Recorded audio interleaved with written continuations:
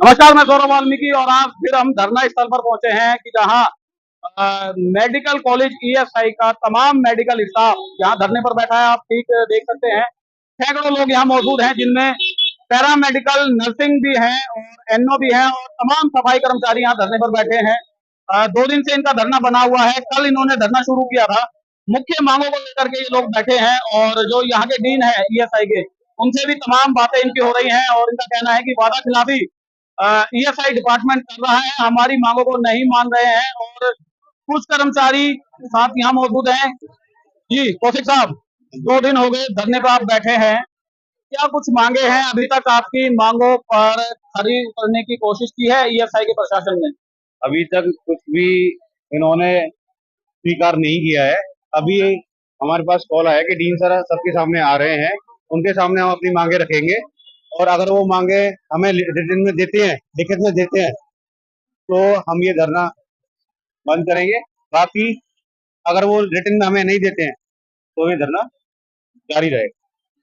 क्या कुछ मांगे हैं? और वादा खिलाफी भी आप लोग बता रहे हैं कि ईएसआई डिपार्टमेंट जो है वो वादा खिलाफी भी कर रहा है।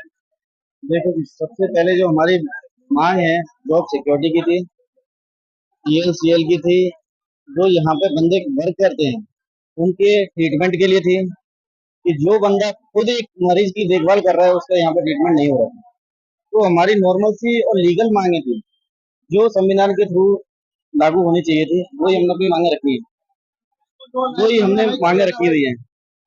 इसके अलावा जो हमने लेटर था वो 21 तारीख को डीन साहब को लेटर दिया हुआ था। डीन साहब को लेटर दे रखा था। डीन साहब को 21 तारीख को हमने लेटर दिया था। उसके अलावा दोबारा हमने बात रखी थी, अपनी रिमाइंडर बंद कराया था हमको करीबन 6 या 7 तारीख।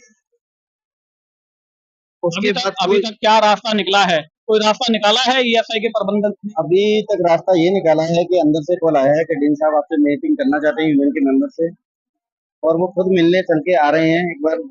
तो हम अगर वो आ रहे हैं तो उनका बिल्कुल वेलकम है, हम उनका स्वागत करते हैं शांतिपूर्वक। जैसे हम लोग अब तक बना के रखा है वैसे ही हम लोगों ने आगे भी बना के रखेंगे। हम भी नहीं चाहते कि मरीज परेशान हो।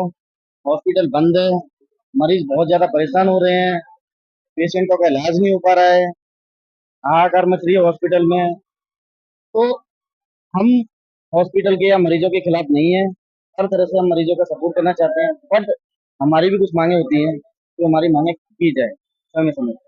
सैलरी का था, सैलरी हमारे मेंटेनेंस की 3-3 महीने तक नहीं आ रही थी। उसके लिए हमने बयान किया है कि अगर 3 महीने तक सैलरी नहीं आएगी तो इंसान अपना पेट कैसे पाले। अगर 3-3 महीने से अगर इतना पैसा हो मेंटेनेंस या किसी भी डिपार्टमेंट के पास, तो वो यहाँ की जॉब क्यों करेगा? नौकरी कर रहा है क्योंकि पेट से लाचार है, भूख किस से लाचार है। अगर आज वो इसका खुद में सक्षम होता तो यहाँ की नौकरी करने की कोई जरूरत नहीं होती। बट अगर वो नौकरी कर रहा है, उसके पास नहीं है कोई, उसके बाद भी उसे समय पे अगर नौकरी सैलरी नहीं मिलती है, नौकरी पद से सैलरी नहीं मिलती है। कर्मचारी लोग के जो नेता हैं, रमेश कुमार आर्या, वो मौजूद है धरने पे। तमाम ईएसआई के जो कर्मचारी है धरने पर हैं, सफाई कर्मचारी भी शामिल हैं इस धरने में। नेताजी, 2 दिन हो चुके हैं धरने को लेकर के, क्या कुछ अभी तक समाधान निकल करके आया है? और कर्मचारियों की क्या कुछ मुख्य मांगे हैं सफाई कर्मचारियों? सबसे पहले मैं न्यूज 24 सौरभ भाई वाल्मीकि जी का धन्यवाद करूंगा, जो कि कर्मचारियों की आवाज को जो है ऊपर तक पहुंचाते रहते हैं। और सर्वप्रथम मैं जो है इंडिया न्यूज 24 को ये बताना चाहूंगा, 48 घंटे से ज्यादा हो चुके हैं और डीन साहब का मैसेज आ चुका है। अगर डीन साहब यहाँ आते हैं कर्मचारियों के समाधान के लिए, समस्याओं का जो समाधान निकालने के लिए, तो संगठन की तरफ से, कर्मचारी साथियों की तरफ से डीन साहब का हार्दिक अभिनंदन है, स्वागत है। और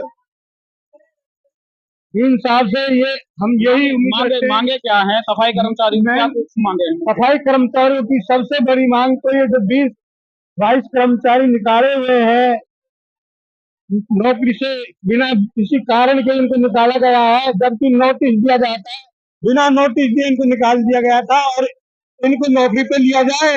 और जॉब की जो है सिक्योरिटी की बात है, जॉब की सिक्योरिटी की बात है, आइए क्या चलो देख सकते हैं कर्मचारी धरने पर बैठे हैं, तमाम यूनियन के लोग भी यहाँ मौजूद हैं और अभी मैसेज भी इन लोगों के पास आया है जो यहाँ के डीन है अनिल कुमार पांडे, इन लोगों के बीच इनकी समस्या सुनने के लिए अभी पहुंच रहे हैं। तो देखते हैं क्या समाधान इन लोगों का निकलता है या नहीं निकलता है।